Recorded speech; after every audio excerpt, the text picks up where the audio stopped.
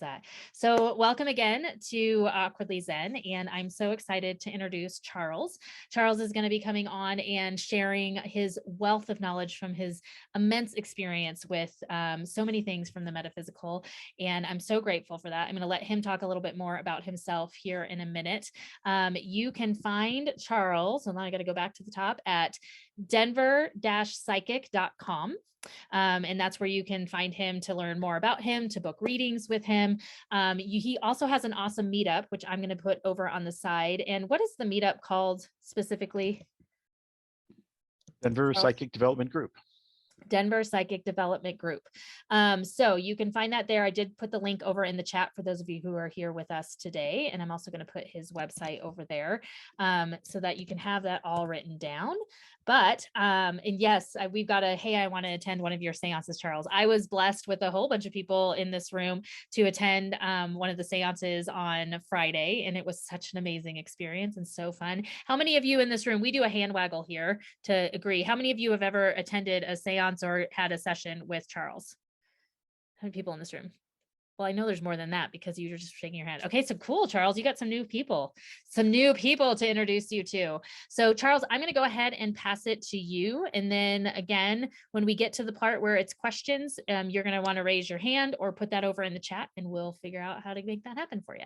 Ari, thank you so much. And thanks to Awkwardly Zen for having me here. I am blessed to be a part of this organization. And I still look back at how Ari and I were introduced to one another. So there was some magic in that makes me happy still almost a year later. I'm excited about that. I know what the hell. The last 3 years has just been WTH, WTH, WTH. My name is Charles Cox. I am a retired spiritualist minister. I retired last November after being a minister for 30 years. I'll talk more in a few minutes about spiritualism and what it is and how I discovered spiritualism. I was born to hardcore Baptist parents in the middle of Nebraska. And my mother, because she had no filter, was quite upfront with people that she was certain that I had been switched at the hospital because I, from the very beginning, had nothing to do with this. 5 years old in the Baptist church, I'm like, no, not going there. And so from the beginning, I was on my own little spiritual path, all on my own in the middle of Nebraska. No public library there, had a New Age section. There was certainly, obviously, no Amazon and no Barnes and Noble. And so the path I was on was one of discovery and trying to connect with people, best I could in a pretty small, kind of closeted New Age community. When I was 17, I met spiritualist ministers in Omaha, Nebraska. And from that point on, 17 and 18, every Thursday night, I attended a seance in their home. So when my friends were out smoking and drinking and carousing, I was doing seances at 17. So I think it's just upfront. It's fair to say that I'm an odd duck. That's just my that's just my experience. I came to Colorado in 1981 to go to college and never got asked back. Never got asked home. Here I met spiritualist ministers that I studied with, and then I was ordained as a spiritualist minister in 1991. Spiritualism, for those of you that are unaware, spiritualism is an actual religion that's been around since the mid 1800s, 1850s, and basically it is very much a Christian-based religion, except we believe that we believe in the continuation of the soul after the change called death. And those are the exact words we use. We believe in the continuation of the soul after the change called death. And not only do we believe in that, but we believe that we can communicate with the continuation of the soul. So that's where we take a hard left-hand turn from most other faiths. In the beginning, since we have certainly not exclusively, we have a majority of women in the room. A lot of the early spiritualist ministers were women. So one of the reasons that spiritualism got rocks thrown at it was because women were in charge. These, Baptist, let's call them Protestant, for sure the Catholic faith, but all the Protestant ministers could have no part of anything where a woman was in charge.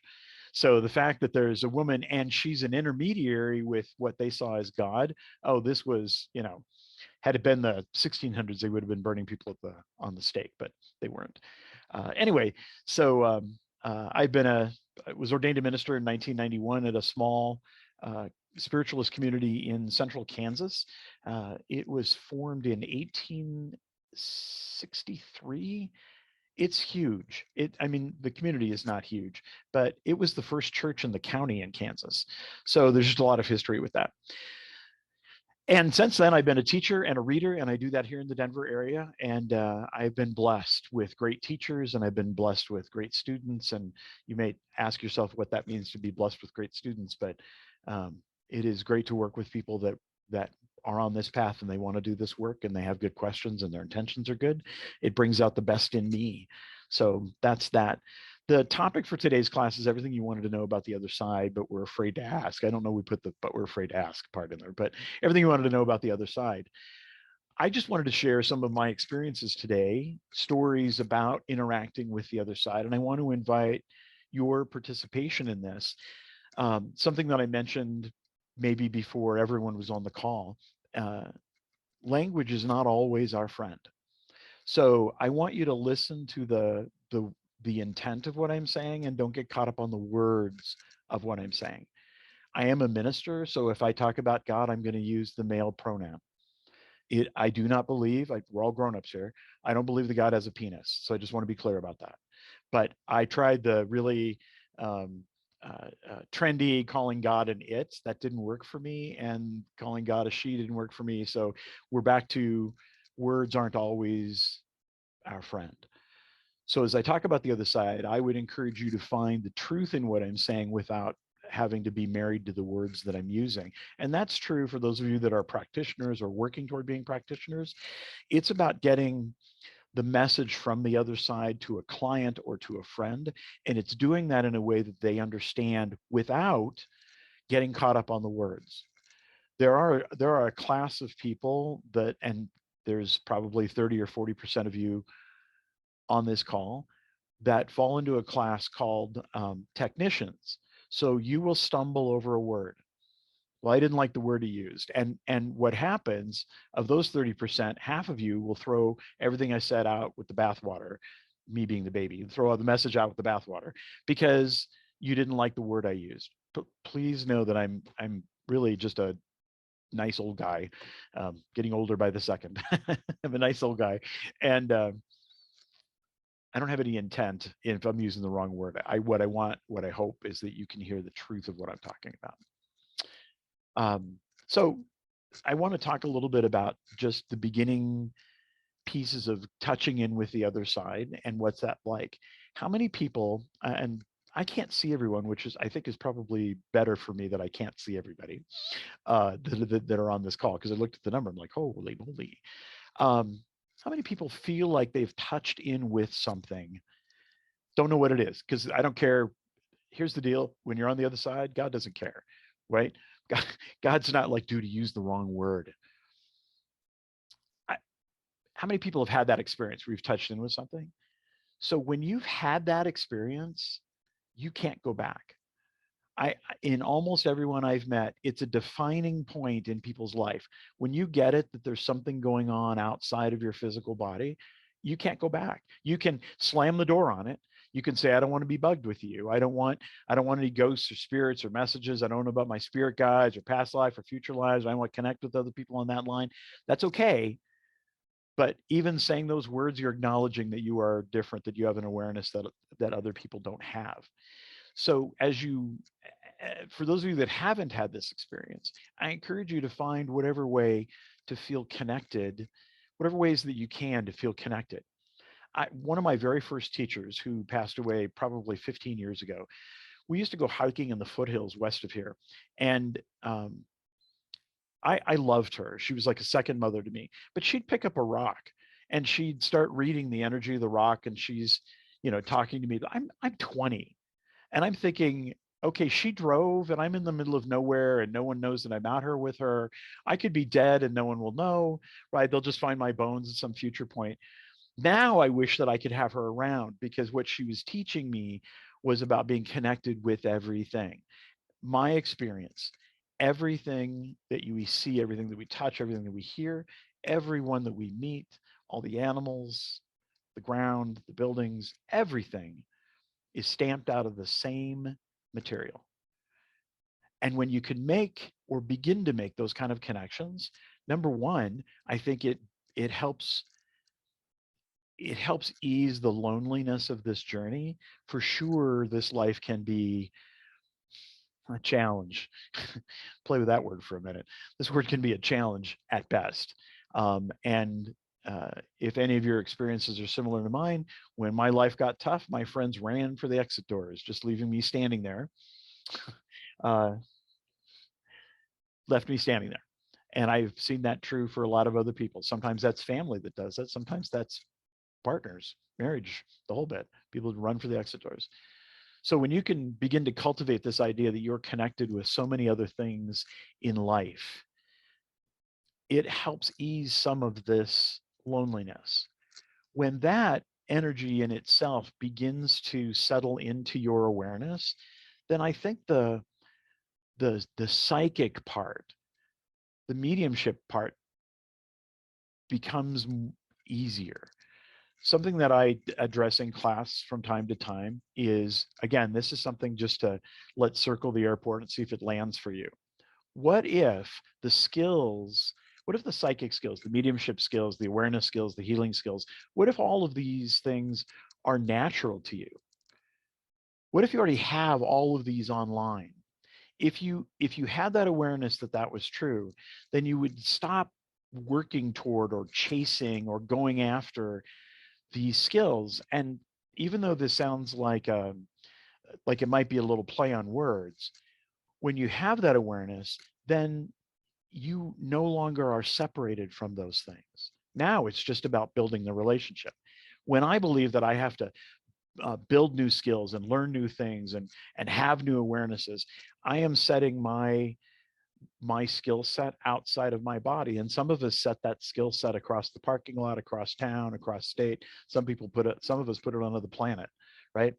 Someday when I get a spaceship and I rocket over there, I'm going to be able to be all connected. What if you could be connected all right here in this moment, right here at this time?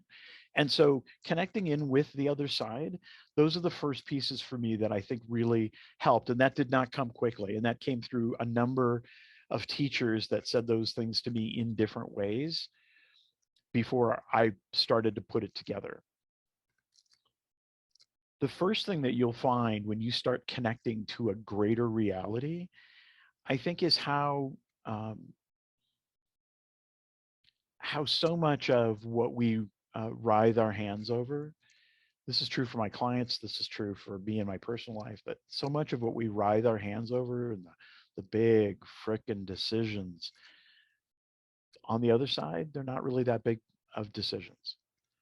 That we come here to have a life in this space. We have a shared consciousness between us and a shared conceptual reality that we interact in.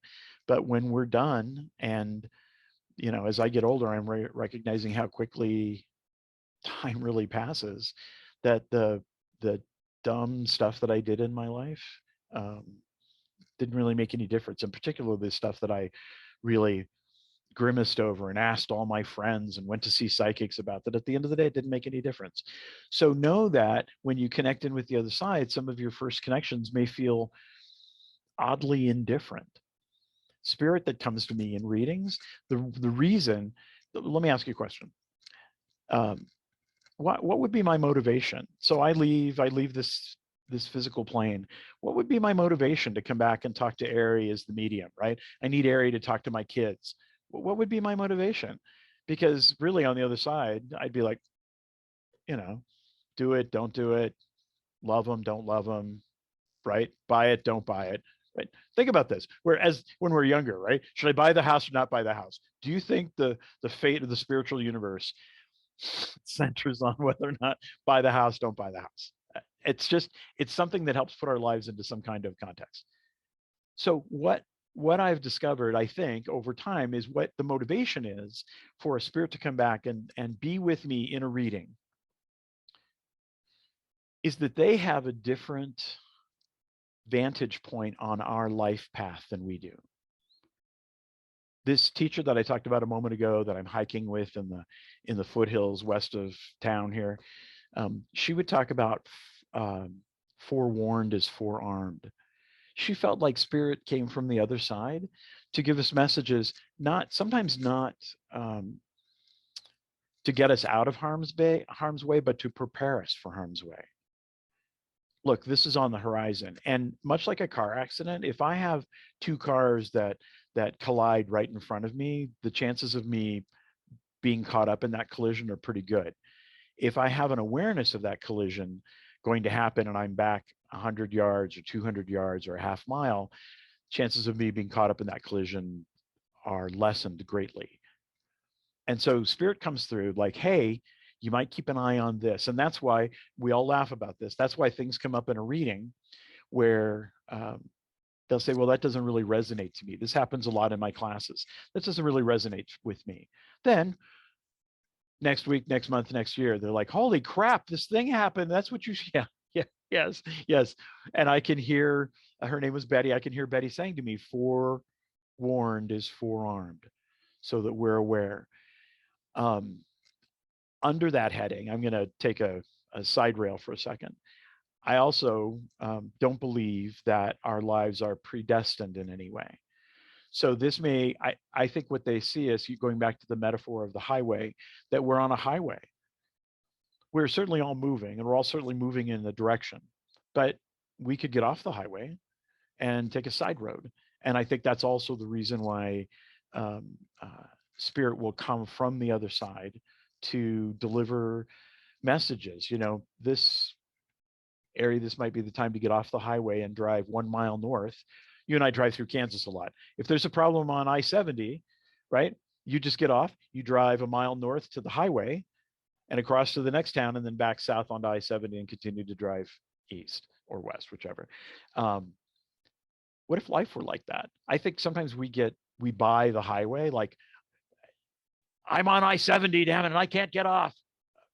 Okay, well, just know that I-70 is closed because of, repairs or snow or whatever. I think most people come to see me for reading when they have disconnected from their story. All of us are metaphysical storylines, and we are existing in this story of our own creation for the most part. And people come see me when they're disconnected, and what spirit does is help reconnect people to their story, because I believe that all of us are smart enough to make the right decisions if we had the vision to see what decisions need to be made. And so spirit comes forward and says, these are the important things. And this is why oftentimes in a reading, someone will come in and they'll say, well, I need to know these things. Fine, I'm going to set that aside for a second, because spirit's doing a tap dance here and we need to get to these things. Need to get to these things first. My life has been forever altered from meeting these spiritualist ministers when I was 17. And one of the things that I have shared with the board of trustees that continues to have me be part of the organization, I moved from being the senior minister. I'm now the minister of Maritas, which sounds very fancy. Just means I'm the old guy. I'm the old retired guy. But I've shared with them several times, had I known at 29 what lie ahead, I probably would not have been ordained. And there's a brilliant saying that I've seen in different places and said different ways, but if all of us knew what the future was, we'd never get out of bed, right? If you knew the shit that was lying down the line from you next week, next month, next year, holy moly. So part of coming here, I can only deduce, is having these experiences, the good, the bad, and the ugly. So I guess I'd just like to open it up and to questions you might have about the other side, since that's our topic, and I'll do what I can to answer them. I don't really should people. I'll tell you, in my classes, I'm known for not having a lot of rules. I'm being brought up in the Baptist church. I am particularly sensitive to dogma. So when someone says to me, it has to be this way, I just feel like the hair stand up on the back of my neck, because something I probably should have led with, but if you're on this path, and for those of you that are, maybe at the beginning steps of this path, you have to come to terms with something quick. There is a lot of this that you're never going to really know. And you can spend a lot of time trying to figure out, but then you're wasting really valuable time. So you open your arms and you wrap them around this thing, that there are parts of this that are unknowable. And all you're going to do is work on the things that you can know. And for me, it's know that I am connected, and know that I am surrounded by spirit guides and friends and family that have crossed before me, that are watching my path. Sometimes they're just watching while I get run over, and other times they're, poking their nose in and trying to help me out. So anyway, if there are any questions, I'd love to open the floor for that. Yeah, there was one that was sent to me privately. That was, does one have to follow a religion to believe in the afterlife, or to believe in energy? I would think the question begs the answer, no, you wouldn't have to. I want to share something for those of us that are, listen, we're all living an alternative life on this path. If you're on this, I think it's safe to say, if you're in the Zoom room with us, that you're living an alternative spiritual path. So I had an interaction last week that was brilliant, and some of my best stuff comes off the top of my head, because I miss my calling I decided to be a minister and not be a stand-up comic, which you'd be surprised how close those paths really are. But I had this crazy religious person up in my face, and he was just getting nutty with me, and I don't have any interest.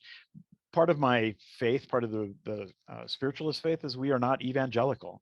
So at no point am I trying to get any of you to join my church. I'm not trying to, we're just not evangelical. We're not standing on a corner. We're such bad business people that a lot of spiritualist churches across the United States are going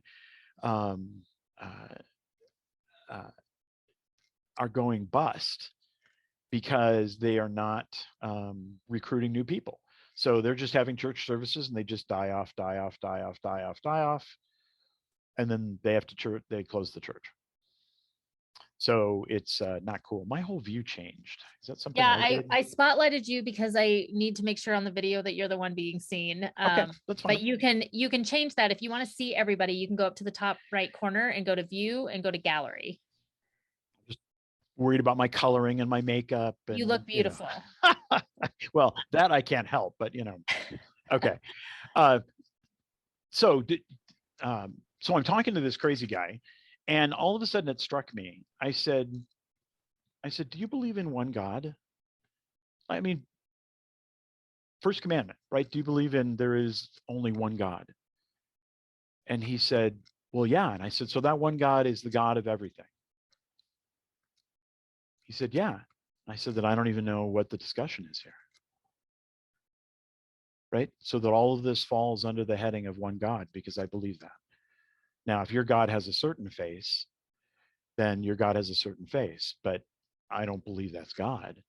And as people who are embodied in this three-dimensional plane, we can't possibly have any sense of what God really is. I mean, any working knowledge of that.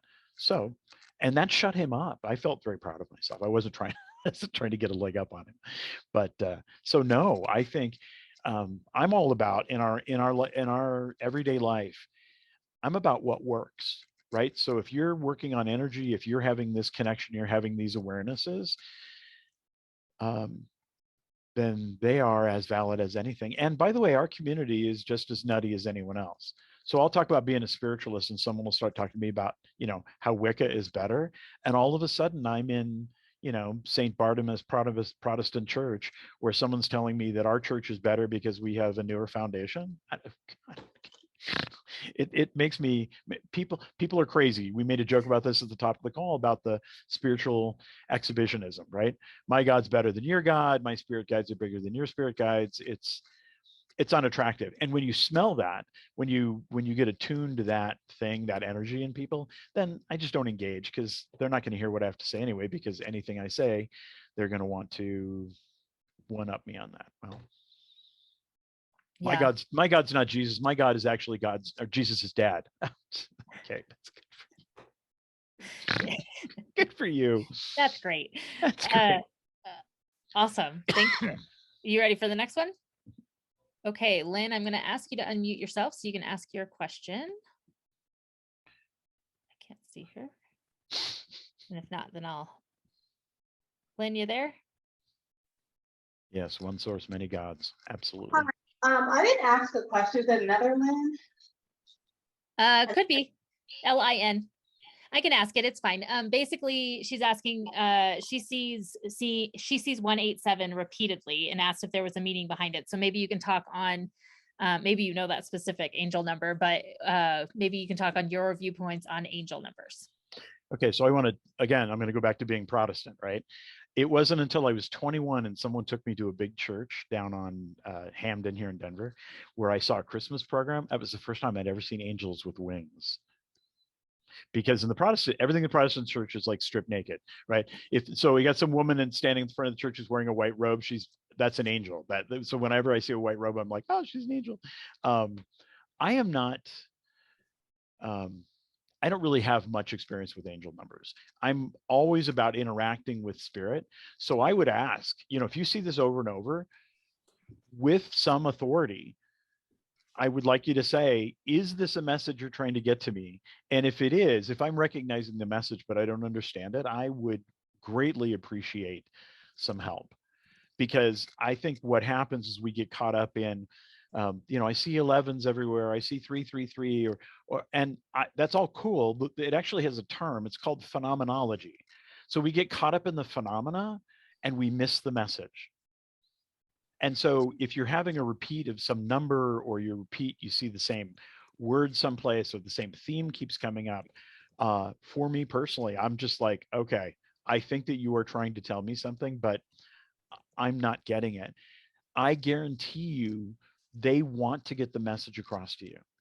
If they are going to the trouble to highlight something for you to see it regularly, they want you to get the message. So ask. This is about a two-way. Once you're connected, I'm not saying that you're not or whatever, but when you really get into the flow with this is a two-way communication. Tell me what this is. Are you trying to guide me towards something? Should I be looking for this number? And see what your results are. I'm all about what works. Yeah, I love that. Okay, just so you all know, I've got a list of questions over in the chat that I'm going to pull people in, and then as you're raising your hands, I'm putting you in order. So I have a list here. So just know we're gonna get there. All right. So Jay, you are next. If you want to unmute.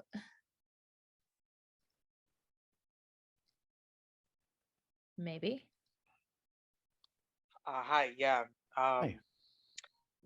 I guess my question is, if spirit is so indifferent to the minutia of our lives, I guess my question is, why do we keep coming back? Is there a lesson we have to learn? Otherwise, why don't we just stay with spirit? Well, that's a whole 2-hour call on its own right there. Thank you for taking us to Final Jeopardy, Jay.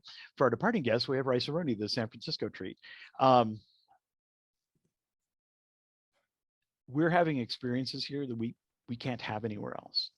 And let me tell you what that is. We live in a universe that is balanced in light and dark. And I hate it when people use the expression, this is like an amusement park, but in some way, this is for sure an experience park. We come into a world that is wildly disconnected with itself, and it can't be any other way.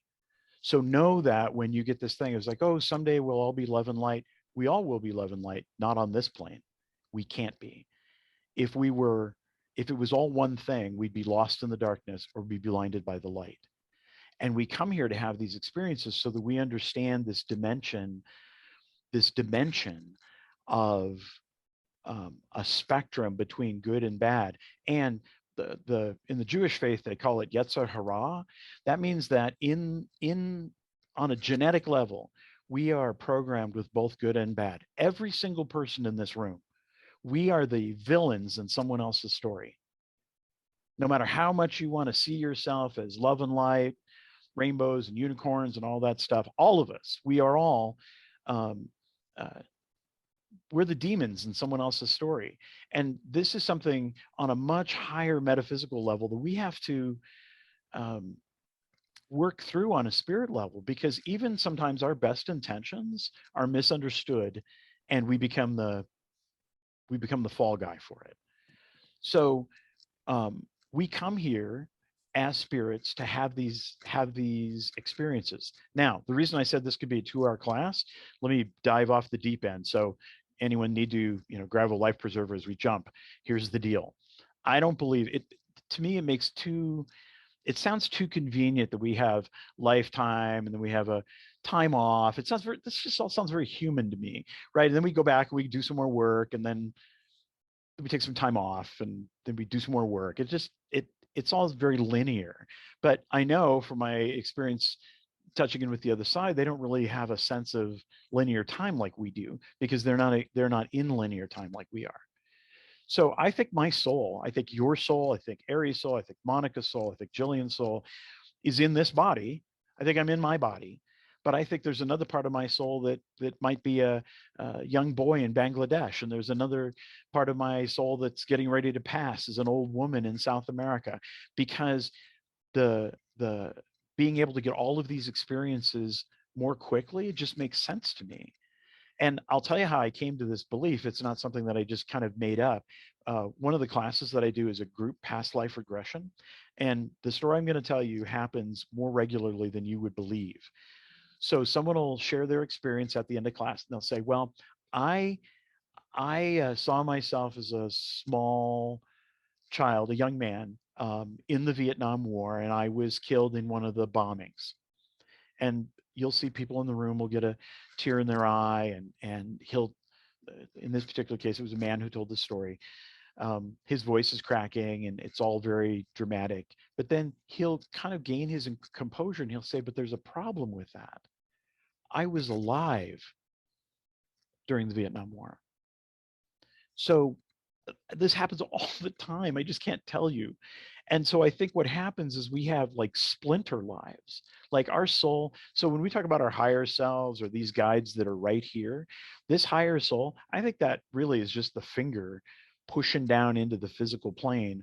Who would know better than to guide me in this life, if I'm talking about higher soul stuff, than this soul that's connected, that looks probably more like if we have to give it a look, that has a look more like a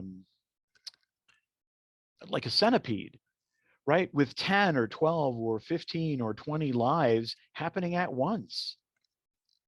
And this goes back to a very, very, very old concept, back pre-Plato, about that everything in the universe happened in an instant, right? And that everything that could have been, should have been, could have happened, every possibility in every direction. By the way, quantum theory is starting to catch up with us. But then we come in, it's like going to see a movie. We decide to incarnate into this movie to see this very small sliver of time in this very small place that we're at. But another part of my soul, might be skiing on Mars or on a whole alternate reality type deal. It's all very, I just love all this stuff, but it can be a place for your mind. It can be a rabbit hole, frankly. I'm either falling very slowly, or the hole is very deep. Because that's my thought. Does that come anywhere near answering what you asked me? Because I'm off on Charles the miniseries again. Yeah, that was very insightful. I love that. Thank you. Thank you. All right, Kitty Jean, you are next. Hey, Charles. Hi. Would you share with us one of your more memorable or impactful interventions from spirit?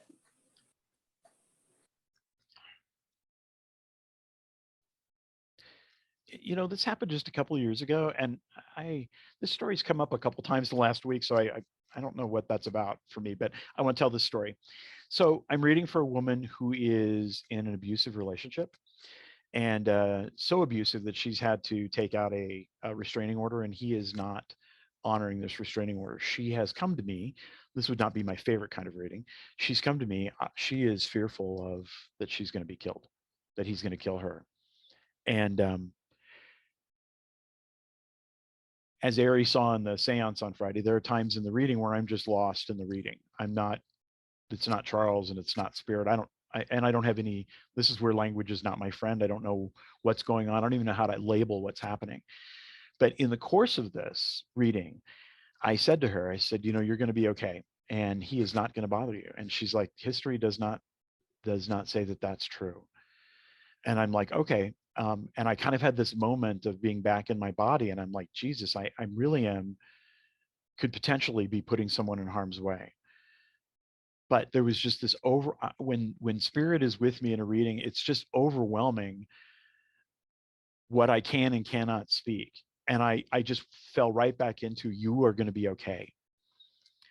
And the reading was finished. She got up, she gave me a hug, and she said, I hope that what you said to me is true. And I didn't sleep well. I got to be honest with you, didn't sleep well that night because I'm potentially, this could be someone's life or their physical well-being for sure. And 2 days later, she called me. He'd been killed in a drive-by shooting. And I didn't have any sense that he was dead. I didn't have any sense that he was here with us. What I had this, because she's my client, she's my subject. I had the subject that she was safe, that he was not going to harm her. And I still think about that because I'm like, that could have gone south in a whole different way. But when you start doing this work and you find a way to get connected, be connected, get connected, it's powerful. So that's come up a couple times for me in the last couple of days. We were talking on Friday about, touching people's lives, which may not be the right word, but certainly impacting people's lives. And that was really meaningful for me because I just had this overwhelming sense of safety with her. Not a new age, I'm going to surround you with white light, or I'm going to put rainbows on your path or whatever. This was just an absolute knowing that she was fine. And she was. Whew. I know. All right. I wouldn't wish this on anybody. That kind of stuff. I did not sleep well that night because I'm at the end of the day, I'm funny and I'm sharp with people sometimes, but I'm just really a kind guy. And for sure, I don't want to do anything that would hurt someone. So that was not a restful night that night. Can only imagine. All right. I have a question that came to me that was, how would you describe the other side? Is it the commonly taught idea of heaven? No.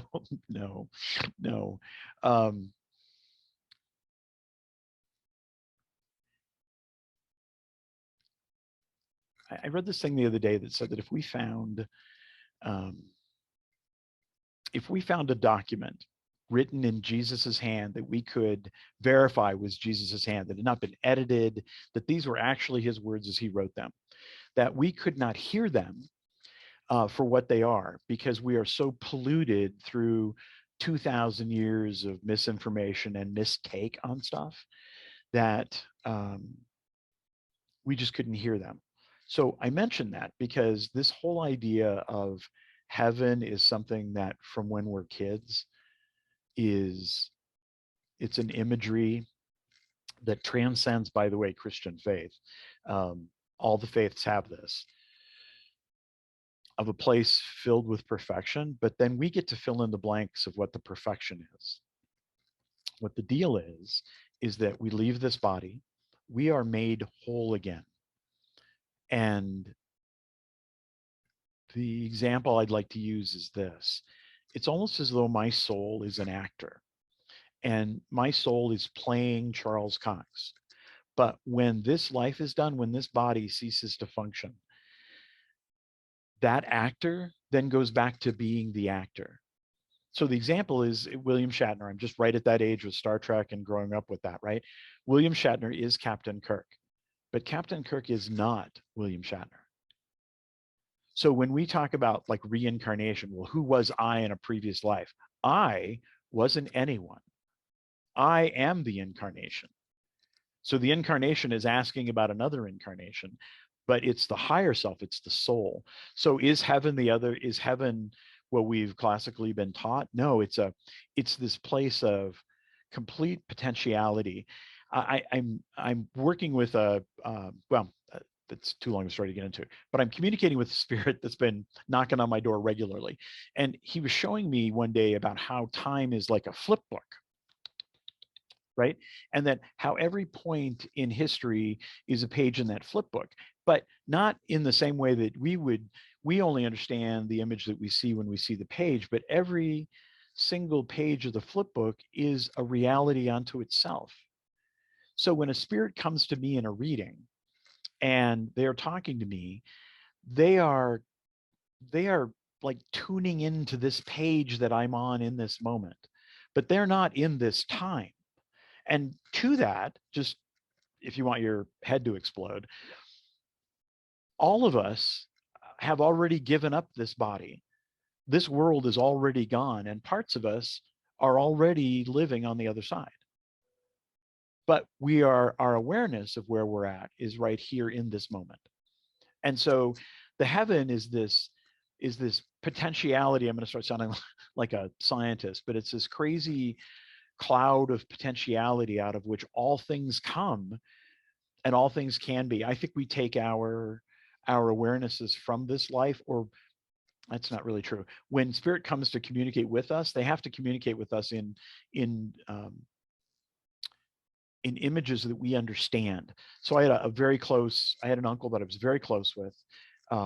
And after he passed, it passed under horrible circumstances, and it was just awful.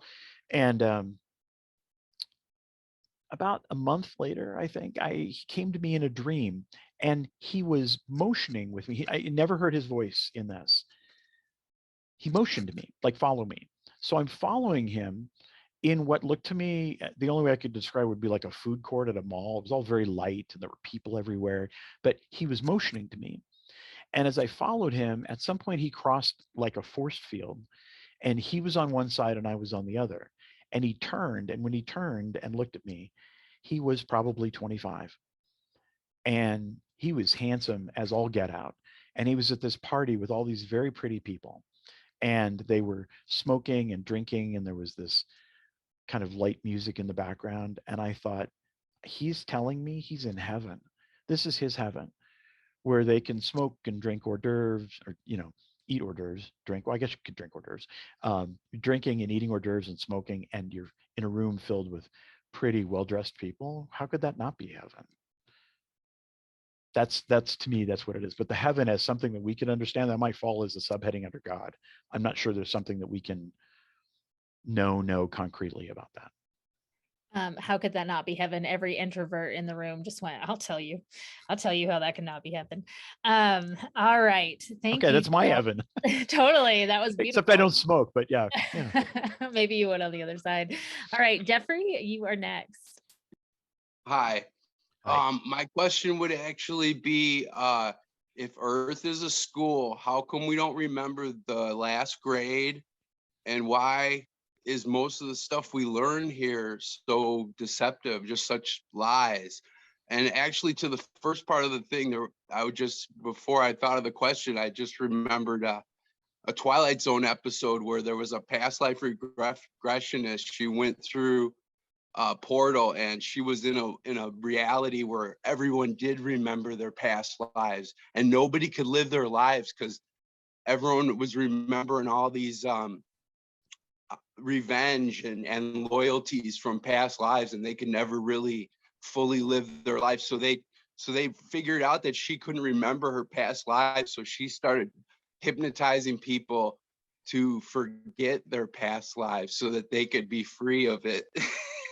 I'm going to go find that episode. I'm going to go find that episode because I love that. 80s, it's from the 80s version. Okay. They're on YouTube. Okay, I'll find it. So let me take your question and tweak it. So I don't believe that this destination is a school. And I don't believe that we come here to learn any one thing. So I am amused when someone says to me, I know what I came here for. Well, if you even have a medium life, you live 50, 55 years, which is not really all that long. Clearly you came here for more than one thing than that. I'm going to jump off this. I'm come back in just a second. I also don't teach karma. I have a lot of great students, but you got to be simpatico with me to be a good student with me, because I'm going to take you on a journey that sometimes you're going to stomp off and snark my name, but you'll be back. But you're going to, in the short term, you're going to snark my name and be mad at me. So I don't teach karma the way we teach karma in the West, because it's not right. The word karma in Sanskrit means action. That's it. There's no debt in it. And the reason that's an important distinction is because I don't believe I have karmic debts, right? So my actions in a previous lifetime would only have educational benefit to them if I knew that that was the deal. If I knew that if I had a tough life, or if I had mental or physical disabilities, or impairments with, relationships or business stuff, only if I could draw a line and say, oh crap, that's because I was awful in a past life. Otherwise, it just seems all very random, and it is. So action, karma, is just action. And what's funny is people in the West are so taken with their past lives. They want to know where they were, what they did, who they were. In the East, they're trying desperately to get the hell off the wheel of karma. And the wheel of karma is this: your soul will incarnate in an infinite number of iterations, because that's the only way that it can know about this world. So I'm a white guy. I'm born in the 60s to middle-class parents in the Midwest. What is that a good representation of the world that I live in? No. So you're a woman born in the same period of time. You had different challenges than I did. Are your challenges a representation of the world you're in? No. So over infinite amount of time, not time, even time as we understand it, but over an infinite number of lives, infinite amount of time, you would incarnate in all these different iterations, male, female. You would die young, die old. You'd have money, no money. You'd be loved, you'd be hated, you'd be successful, you'd be, nothing you touch has any success to it at all. You would be white and black and green and orange, and you'd just be all of these different things, because the process, the school part of this, is rounding out the soul. If you approach this from a human perspective, like we're trying to get to the 10th grade or the 11th grade, or we're trying to graduate high school, then there is something like there's a destination in what we're trying to learn. There's not a destination in the learning process as much as there is in rounding out the experiences of the soul. That's why the soul comes here. So the soul comes here if you personally, or someone who has lost a child, that was part of your experience in losing a child on this wheel. It's called samsara in Sanskrit. It's called samsara. In this wheel of incarnation, the soul that was in the body of the baby you lost, that was part of their samsara. That was part of their incarnations over and over. We're in this great interlocking mechanism of which we're all refining our understanding of this world through infinite number of incarnations. And that's why we don't remember anything, because I think at the end of the day, it doesn't make any difference.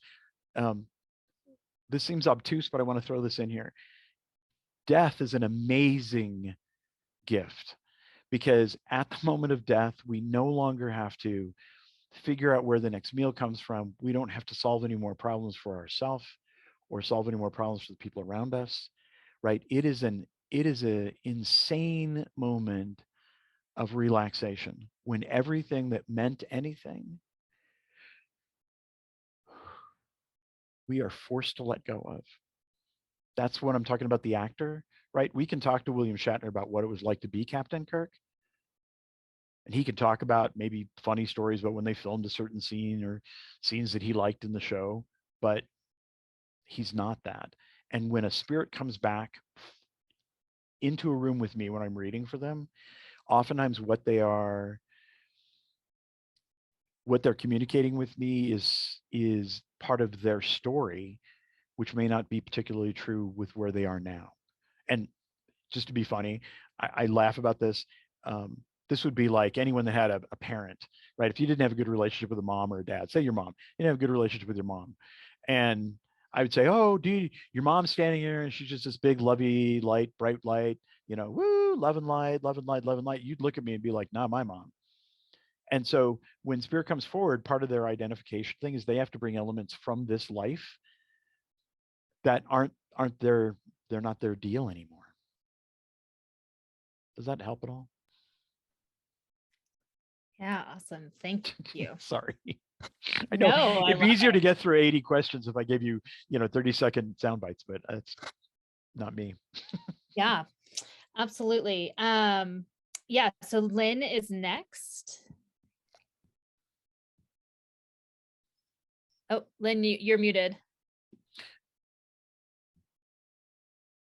But to be fair, Lynn, you think being psychic, I would just know your question. That is the standard thing, isn't it? Hi, yes, Hi, Lynn. hi. Well, I just wanted to mention about my experience with angel numbers. Sure. Someone asked a question about they kept seeing the same angel number. And so like about a year and a half ago, I started seeing like numbers, the same number over and over again. So I started looking them up. And they actually have meaning, a lot of meaning. Especially if you see the same ones over and over again. It could be any one. A lot of people think it's just the triple numbers like 111, 222, 888. But it could be any number. And it's almost like a reading, or it's a guidance from your guardian angel to tell you what to do. And so I started looking them up online, and not all of the descriptions of the numbers are accurate. But when I started looking up Joanne's Sacred Scribes, it pretty much described my situation. It was like a psychic reading almost. That's So I awesome. just- Lynn, did you have a question for Charles? I appreciate your insight there. No, I don't have a question. I just wanted to mention that, but Awesome. Thank you so much. And it sounds like we should maybe have a class on angel numbers. Yeah. My only comment to Lynn is the purpose is they're trying to get a message. So if you're getting a message out of this and you're acting on that, you go, baby. That they've achieved what they wanted to achieve. Yes, absolutely. Thank you so much, Lynn. Thank you, Charles. All right, JR is next. Think of everybody else. So actually, I was gonna jump into some angel number stuff too, because I keep seeing 1010s and 1111s like all the dang time. But of course, in the meantime, I kind of figured out what that was meaning anyway. So I do have a specific question about 1111. If anybody knows the answer to this in here, I thought I read something the other night that said 1111 is Metatron's number. Has anybody ever heard that before?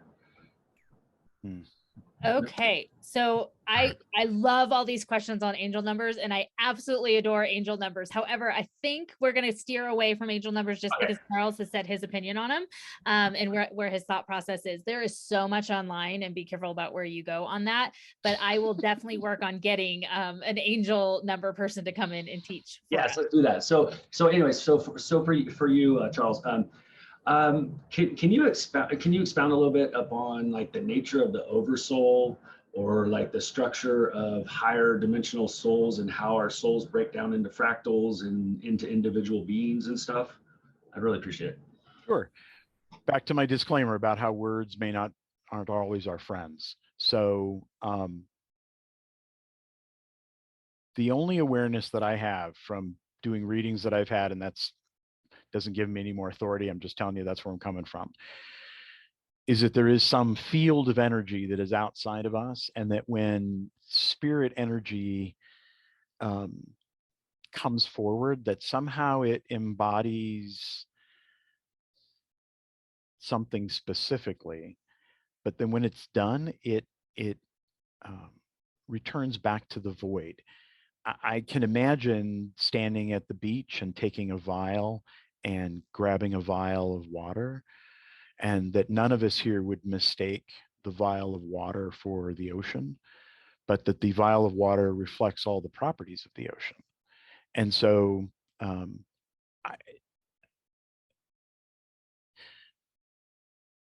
that the spirits that come forward, the spirits that I interact with, are vials of water that have emerged out of this. And I just got to say this. Part of this, if things get, there's part of our psychology that we want to know. And there's a whole industry that's written untold number of books on stuff so that we'll buy it, so that we'll know, which always just lead me to buy more books, which I had to buy another house to house the books. And I think we can all relate to that. It's crystals or tarot cards or books. My thing, it was books. I would encourage you to make this connection and find out what these things are for yourself, that you understand. This is where the spiritual path becomes solitary. And it becomes solitary in a way that you're going to have breakthroughs and awarenesses that you can't share with other people. Well, certainly you can share, but they're not going to get it. And I actually think there's energy in place, either by accident or on purpose, that that the spiritual experiences that we have that are personal to us have to stay personal. So you have this huge breakthrough, you call a friend and you're like, I was meditating last night and there was this,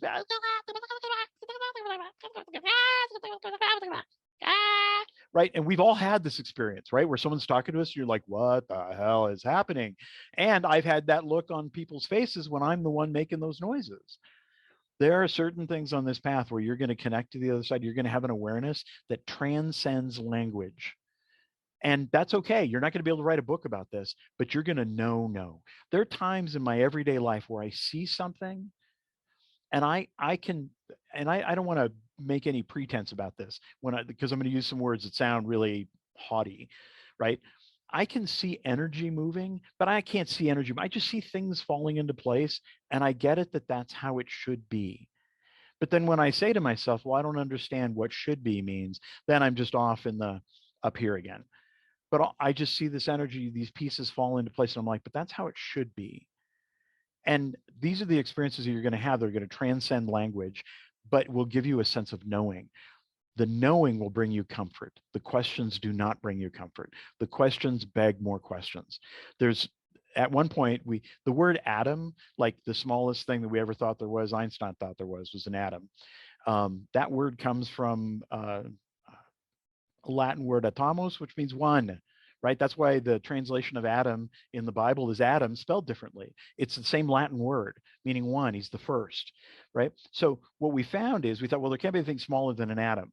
So then we found out there are things smaller than atoms. And then we started breaking those apart. We found things that are smaller than quarks, and we found things that are smaller than strings. We just keep going back farther and farther. It's all the same thing. So it's fun to explore it. It's fun to create a map of these things, but it's all the same thing. And when you have that sense of oneness and awareness of that, all of these pieces, like rowdy children, all of these questions kind of settle themselves. Well, that was a very direct answer to a very big question. So I love that. Thank you so much. All right. So next will be Ingrid. I'll have you unmute yourself. Hi. Hi. Yeah. Hi, Charles. Hi, Ingrid. Hi, Ari. Yes, I have a question. Why do I fear spirits? Because I feel them, especially when someone just dies, and within a few days, every now and then, I feel them around. Sometimes I see someone pass by in the side of my eye, but I'd like to communicate with them, but I just fear them. Okay. So a couple things. I just want to be clear. I'm not reading you, but I'm going to sound like I'm reading you. How's that for fair? If you weren't scared, then you'd have to acknowledge that this is a real deal, and you may not be ready to do that. I want you to know that you are not a victim on this path. So talk to spirit. I would like to feel you around, but I don't really, particularly people that have just passed, right? I would like for you to check in with me and let me know that you're okay. I do not want to see my dead grandma 5 days later standing in the corner. And spirit doesn't want to, spirit's not coming at you. And that's not what you're saying, right? Spirit's not coming at you and trying to scare you. You just say, listen, I'd like to have these awarenesses, but maybe I have these awarenesses while I meditate in the morning. I don't want to be driving down the road and have grandma in the passenger seat just out of the blue while I'm in heavy traffic. It just seems like it would be disorienting. And so you can outline to spirit and say, look, these are the instances, these are the ways that I'd like to interact with you, and get your messages in that way, because at the core of it, I believe they're trying to reach out with a message. But if any reaching out scares you, then their message isn't getting delivered either. So their motivation is to kind of work within your parameters, right? Work within parameters. So if you decide you want to meditate, or you want to do something, once a week, once a day, whatever, where you're like, okay, now I'm gonna spend the next 10 minutes connecting, whatever the hell that means. I'm gonna spend the next 10 minutes connecting. Now you can come forward. Now, dead relatives and next door neighbors and coworkers that have passed can stop in and say hi. You'll be more prepared for it and more open for your experience to happen, where you won't be scared. Awesome. All right, Michael, you are next. And then after Michael will be Sharon. Hi, Charles. Hi. Hey, thank you for coming on here. I got a lot of good little nuggets from your comments that were just resonated with me and that I needed to hear. So thank you for that. You bet. My question is, are there spirits that either choose or maybe somehow align towards causing like chaos in our universe? Yeah, I'm talking about like spirit possession and demonic possession, curses, things like that, or stuff like that. So is that a thing? Yeah, I charge extra for that, by the way. So not for telling you about it, but if you need a curse, just contact me off here and we'll go from there. Okay. I have run across people. Let me back up. One of the things that I focus on in my classes a lot is having good boundaries, having good energy boundaries, right? My stuff, your stuff, my stuff, your stuff, my stuff, your stuff. If I'm not aware of my energy, I can't possibly read for someone else in the room, because then I can't even differentiate my energy from my client's energy from what the energy is in the room. I tell you that because we live in a world where it doesn't seem like we teach this in any tangible way.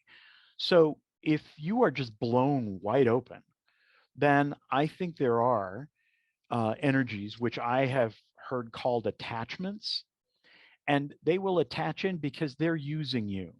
And the example that I'm aware of this, where I've seen this, is people who have addiction problems. So say you're just a terrible chain smoker. There is I don't even know that it's an entity that actually existed at one time. This gets a little blurry for me. But there is certainly this energy that can no longer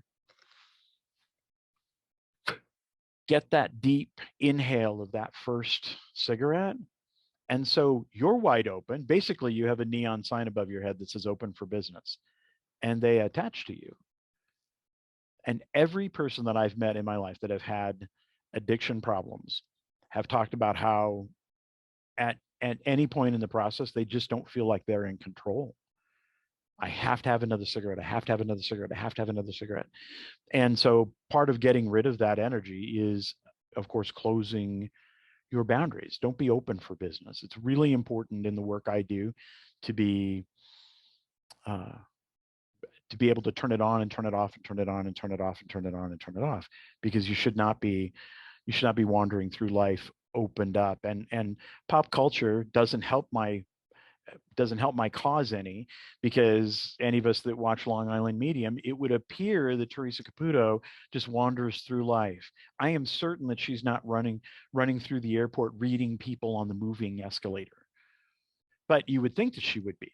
And so we take that back into our own lives. We think, well, I just want to be open to help everybody. You can't be open to help everybody. So the energy, some of these energies, I don't know what they are, but they are definitely there. And I think there is because we live in a universe that's filled with this divergent energy, that there are things around us. I think all the time there's an opportunity for us to make a choice that is not in our best interest, not the best interest of our family, of our employment, of our business, right, of our health, all the time. And so coming into this life is maybe learning how to make better choices, but just actually, let me back for a second. Part of coming into this life is learning how to make choices. I have many times in my life been at a place where I threw my hands in the air and said, I have no choice. And people come into my office and sit with me for a reading and they have no choice. That's not really true, but that's what they believe. And so I think that's an energy in itself that gets in your head that says, Ari, you have no choice. And then we buy that, right? We send, and then you say and when people will say that, so Ari, I'm glad you did this, right? But it's funny when someone says, I have no choice, almost exclusively, they say it in some kind of mantra way, as though they're hypnotized. I have no choice. Yes, because they bought something that may or may not be true. But there are definitely, tell you what, I'm not a naive man. I live in a physical world that's filled with a lot of awful people that are doing a lot of awful things. And I don't know how to remedy that sometimes, but. Very true. All right. We have 4 people on the question list right now. I think that's probably, if we're lucky, how many we're going to get to. So Sharon, you're next. And then Yat, you are after that. Hi, thank you for taking my question. Hi. Fractured souls. Went through your talk. I'm understanding that that's actually not a bad thing, correct? Well, I'm not sure. Language is not our friend. Yes, language is not. Right, not our friend. I'm not sure what a fractured soul is. Can you give me a 30-second primer? It's you're trying to get your life together and go in one direction, but you're over here, you're over here, you're over here, and trying to heal it to get back into one for more clarity. What's the process they call it? Soul, not rescue, it's soul retrieval. Thank you. No, I think, listen, from an energetic point of view, so I know what this is from an energetic point of view. If you are splintered through time, right, you're not in the present. Do you think that you make good decisions if your mind is in other places? No. I mean, that's not you personally, Sharon. That's just all of us, right? So part of the soul retrieval thing is trying to get you into the here and now, get you into this moment. And the healing, this can be really healing, right? We have events that happen in our life, we all have, that are just over the top, crazy tragic. And sometimes we set up shop there. And no, this is your life, right? You don't get to the other side and people are like, oh, Sharon, dude, baby, you could have done so much more, right? That's biblical hell, right? That you'd have some old man, probably St. Peter standing there like, oh, really? Because we gave you all this, and you're like, okay. But from a healing point of view, we want to be clear about that was then, this is now, that was then, this is now. And I think this happens with a lot of people who are empathic, right? It's almost as though if I leave my energy there, that I could change something. And for those of us that have had these awful things happen in our life, we were witness to something, but we don't have to be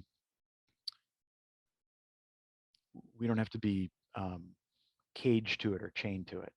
And so a lot in my own healing process have worked with that was then, this is now, so that I can bring all of my energy, or as much as I can possibly muster, into this moment, because I make better decisions when I'm here. And when I'm not here, then I am basing my decisions on people that I knew and circumstances that don't exist anymore. And I literally am living in the past. It's not, the fractured soul thing. I get the image of that, but the truth is we're just not living in the now because we left part of ourselves someplace. So that's a great healing thing. Do what you can to be in this moment. Listen, this life is too short. You love the people you love. You hold them close, right? You give more time to them and less time to the people who don't dig you or aren't on your path. I'm not mad at them. They're just not they're not in my caravan.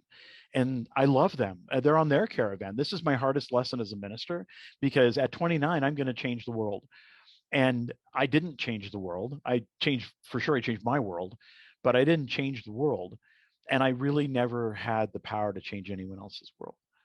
So all I can do is just love the people that are on my caravan, that are on my path with me. And at some point, but make sure those things are unsaid. The last thing, this isn't what you started with, but this is what I'm going to finish with you. A lot of what happens in readings is people have things unsaid. My mom died, my dad died, my sister died, my friend died. And I want to talk to them because there are things that were unsaid. Shame on you. This is the only time Ari, this is where I'm going to should you, right? Tell these people you love them so you don't have to come see me. So once they leave their body, they know that you love them. Don't be mad at them. This uncle that I talked about a moment ago was mad at my dad. They were arguing, and the next day my dad died. So my uncle did not go to my dad's funeral because my uncle was certain that my dad died to spite him. I can't, how do you even, I was 23. How do you argue with that crazy? I'm like, I am standing in the middle of crazy. I'm swimming in the pool of crazy at this point because I'm certain that my dad departed this life to screw my uncle. Tell them you love them. Charles, I love you. Yeah, you're next. Michael already asked the question I want to know. It's about other kind of energies. Perfect. So what I would like to know is if those people who follow those attachment or energies, what will happen to this afterlife? Well, when this life is over, this life is over. So I don't believe you go to the other side and you're still jonesing for a cigarette or a drug hit or something like that, or a drink.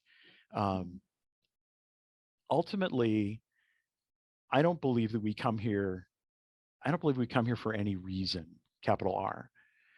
This life is given to us as a gift, and you can do whatever with this life that you want. And the reason that's really powerful, if you kind of let this energy settle into you, that means that the goodness that you do in your life, the kind way that you treat people and take care of other people, you're not doing because you're afraid of retribution in a next life or in an afterlife. You're treating people decently here. But if you don't treat people decently here, there's no penalty for that. You leave this life, you get back, you are returned back into this great ocean to come back and learn again. And with no like, I hope you get it right this time. There's no angry dad or no angry 6th grade teacher that's like, you better get this. Dude, this is the 4th time you've had this life. Okay, thank you. Thank you. All right, Jacqueline, and then we'll end up with Steph. Okay. Hi, Charles. Hi. My question, well, I'm a newbie to channeling, and I would like to take this new awareness to the next level and begin channeling verbally for others. So I'm just wondering, how do I take it from, I can hear from my high spirit guide, and I get my knowledge, my awareness, but how do I get it to begin for others? Jacqueline, are you working with anyone? I don't mean like a teacher, but I mean, do you have someone that you're comfortable with, that you kind of resonate with? Yes. Good. So you should not ever be doing this next step for you. You should not be doing this work in a solitary setting. You should always have someone there so that if the wind catches your kite and blows you far away, your friend, the person that's there with you, right, can pull you back. I don't think you're in physical danger, but I worry about mental health stuff, right? If this gets, this is true about mental health in general. It's true when has spiritual causes to it. When our mental health gets blown up, we don't know that it's been blown up. Right. That might in fact be the definition of mental health stuff. So if you fall off the edge of the earth, because the earth is flat, that's a whole nother meeting for us to have. If you fall off the edge of the earth, you need someone who's going to grab that rope and pull you back. And they can work as spiritualists call this a battery. They'll work as a battery or a ground for you, so that they might be a note taker, or I guess it's 2022. I guess probably would more have a recorder, but what their real purpose is that they are the ground. They are the feet on the floor. They are the one. They're not meditating with you. You two are not on a spiritual vacation together. Their purpose is to hold your physical presence in some kind of secure space while you go off and get information, whether or not you bring the information back and share it in a verbal way, or if you begin to merge consciousness and have that whatever that higher energy is speak through you. So if you have that person, say, listen, let's just try this. And back to what I've said off and on, see what works. And if it doesn't work, then try something else. Just do it in a place where you're physically safe. So are you reading this as myself having a weakness mentally to be able to do this, or no, like, I don't know. No, that's right. Because there are 40 people in here, I want to call you out. What's your last name? No, I didn't mean it that way. I meant it. Like, did you mean someone in the room with me, actually? Yes. No.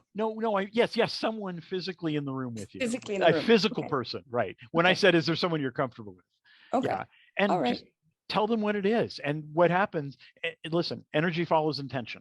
If you say, listen, I'd like you to sit with me, and I'd let you know what you have to do is just make sure that I'm okay while I go gallivanting through the planes of spiritual awareness. That just their presence and knowing what their job is there, that's a great place to start. Thank you very much. You bet. And very good, big congratulations on going down the channeling. Yes, You've got lots of people here you can connect with. So we're glad to hold space for you. All right, Steph. All right. Charles, thank you for your time, for sharing your time and your wisdom today. Thank you. I love being here. So I'm wondering, how does spirit know they can connect and communicate through you? Intention, energy follows intention. So most of the people I read for, a lot of the people I read for, I've never met before. They think, hey, I want a reading. Hey, they find my website. Hey, they book a time. Hey, they pay my exorbitant fee. Hey, they get it in car and drive to my office. Hey, they get out of their car and come into my office. All of this is mounting this energy that indicates to whatever this is that's going on the other side that now is your time. Here's our appointment. And if you're not, you were asking, at least I heard it, that you're asking specifically about me, but this works for us too. If you choose a time to meditate, like 5 minutes in the morning, I'm not a big, you got to sit down for an hour and a half every day, right? If you can get 5 minutes aside every day, say, listen, if you really want my undivided attention, 8 to 8:05 is the time. And me personally, I meditate better in the morning because at night I get home, I'm tired. And sometimes meditation is just an excuse to go off into the sunset. And a couple of these people I talked about setting boundaries for, just tell them, I'm open for business, but these are the parameters. I'm open during these times, or I would rather hear you. I'd rather see signs, or I have met a number of people who hear lyrics in songs where all of a sudden a lyric in the song will be a message. I'm fascinated with the number of ways people hear spirit, which I'm going to tell you, not that I'm a spokesman for spirit, but that makes spirit happy because the message is the important part. They want to get the message across. They don't care if you see numbers or if it's messages. I did meet a woman who got messages off of billboards, which I was like, really in Denver, I'm really too busy watching the traffic in front of me to be getting spiritual messages from billboards, but that works for her. And who am I to say otherwise? So I would set some specific time aside and say, look, I want to talk to you at this time. And specifically, I'm not the only medium you'll ever hear say this, but if you're coming into a reading and you want to talk to your mom, you just say, hey, Mom, right? I'm seeing Charles on Wednesday. Now, we can't make her come. I don't conjure up dead souls, but oftentimes more than not, this moves her right into the room. She knows where to be. You're making an appointment for all of us. It's like group counseling. Awesome. Thank you. All right. So Steph was our last question there. And I just want to take a second to talk a little bit about Charles and what he does and who you can hang out with if you come to one of his seances, how it works. So Charles, do you want to just tell real quick, like what kind of readings that you can do for people and about your meetup a little bit? Sure. Denver Psychic Development Meetup was formed in 2009. We have almost 1,000 events under our belt. I have been very blessed over the years to meet just great people, and we've had a lot of fun. There's a lot of laughter, some tears, there are breakthroughs. It really is one of the second or third biggest blessings in my life. The readings I consider myself to be a psychic medium, so there's psychic work that's going on in mediumship work. You do not have to book a reading for one or the other because language is not our friends. Sometimes those words kind of get dropped into the smoothie jar and pressed on high, and then I can't really tell which one is which, but that's how that works. I do one-on-one psychic development work with folks, helping them to kind of hone their skills. Some people learn better one-on-one than they do in a group setting, and I'm open to that. The classes I do in different locations in Denver, and we're working on expanding that online. I might just be at that age where there's a preference for me that I'd rather be in person, but my sense is, not any psychic sense, my sense is that the world is moving in a different direction, and that train is moving out of the train station slowly, so I still have time to jump on, but that's the deal. That's the work I do. Awesome. All right. And you can find Charles at his website. I put that over in the chat. And you can find him on his meetup. You can also find him on Awkwardly Zen on our partner page, which is an awesome place to be able to connect with all of our different trusted partners there. And Charles, thank you so much for your insight tonight. I really appreciate it, as always, to hang out with you. And just to clarify, because you said most of your meetups are in person right now, but you also can do readings over the phone or over Zoom, correct? Yes. Now, I've always told people, right, that in physics it's called non-local. So this energy is all non-local. But I had a woman contact me just last fall, and I've read for her a couple of times now. She's in Mumbai, India. And several times while I'm having this call with someone who is 12 and a half hours off from my time, I just have this thing of like, I'm talking to someone literally on the other side of the earth. And she's digging the reading. So yes, by Zoom, by phone. I tried smoke signals, but on a windy day, sometimes my messages get a little, mixed up.